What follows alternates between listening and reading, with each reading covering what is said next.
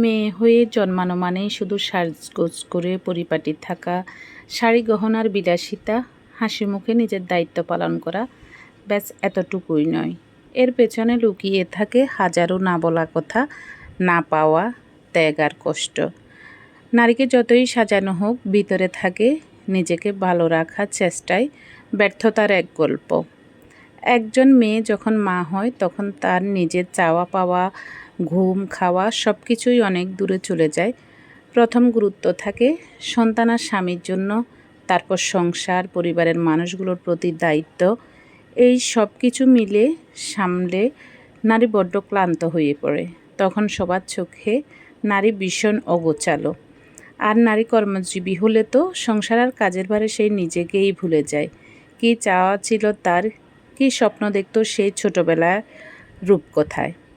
সব যেন ফিকে, সব কিছুই যেন স্বাধীন।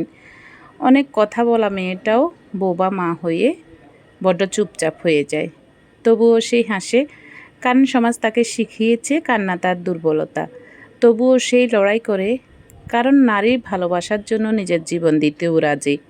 তবুও সেই বাঁচে, কারণ সেই জানে তার বাঁচা মানেই আরও অনেকের বেঁচে থাকা।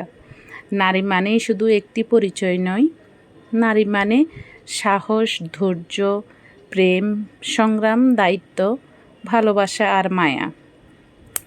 তাই প্রতি মুহূর্তে একজন নারীকে ভালোবাসো, সম্মান করো, বোঝার চেষ্টা করো। নিজে নারী হলেও অপর নারীকে সম্মান করো, কারণ কোনো না কোনো নারী, সেই তোমার বোন, সেই তোমার মা, সঙ্গিনী বা সন্তান। আর এই সবার মধ্যেই বর্তমান দেবী শক্তির আরেক রূপ, নারী মহিমা। হ্যালো এভরিওয়ান, কেমন আছেন সবাই? আশা করি সবাই ভালো আছেন।